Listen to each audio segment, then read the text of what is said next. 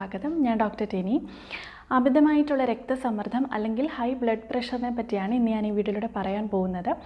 എന്താണ് blood pressure, എങ്ങനെ നമുക്ക് ബ്ലഡ് പ്രഷർ കൂടുന്നു, അതിൻ്റെ കാരണങ്ങൾ എന്തൊക്കെയാണ്, എങ്ങനെയൊക്കെ നമുക്കതിനെ നിയന്ത്രിച്ച് നിർത്താം. അതിപ്പം ബ്ലഡ് പ്രഷർ അമിതമായിട്ടുള്ളവർക്കാണെങ്കിലും അത് വരാതെ നോക്കാനാണെങ്കിലും ഈ വീഡിയോ ഉപകാരപ്പെടും.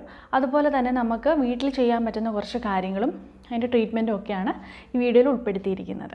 ബ്ലഡ് പ്രഷർ എന്ന് പറഞ്ഞാൽ നമ്മുടെ ഹൃദയം രക്തത്തെ ഒരു പ്രഷറിൽ രക്തധമനികൾ വഴി വിവിധ ശരീര ഭാഗങ്ങളിലേക്ക് എത്തിക്കാറുണ്ട്. അപ്പം ഈ രക്തധമനികളിൽ വഴി ഒഴുകിപ്പോകുന്ന സമയത്ത് രക്തധമനികളുടെ ആർട്ടറീസിൻ്റെ വോളിൽ തള്ളുന്നു. ആ തള്ളുന്ന ആ ഒരു പ്രഷറിനെയാണ് നമ്മൾ രക്തസമ്മർദ്ദം എന്ന് പറയുന്നത്. അത് 2 റീഡിങ്ങിലാണ് നമ്മൾ ഈ രക്തസമ്മർദ്ദം അല്ലെങ്കിൽ BP-യുടെ ലെവൽ കേട്ടിട്ടുള്ളത്. 120/80 mmHg. ഈ 120 എന്ന് പറയുന്നത് സിസ്റ്റോളിക് പ്രഷർ എന്നാണ് പറയുന്നത്. 80 എന്ന് പറയുന്നത് ഡയസ്റ്റോളിക് പ്രഷർ. ഇനി സിസ്റ്റോളിക് പ്രഷർ എന്താണെന്ന് നമുക്ക് നോക്കാം. അപ്പോൾ സിസ്റ്റോളിക് പ്രഷർ എന്ന് പറയുന്നത് നമ്മളുടെ ഹൃദയത്തിൻ്റെ ഇടത്തെ അറ അല്ലെങ്കിൽ ലെഫ്റ്റ് വെൻട്രിക്കിൾ സങ്കോചിച്ച് അല്ലെങ്കിൽ കോൺട്രാക്റ്റ് ചെയ്ത് രക്തത്തെ ധമനിയിലേക്ക് തള്ളി വിടുമ്പോൾ ഉണ്ടാക്കുന്ന ഒരു പ്രഷറുണ്ട്.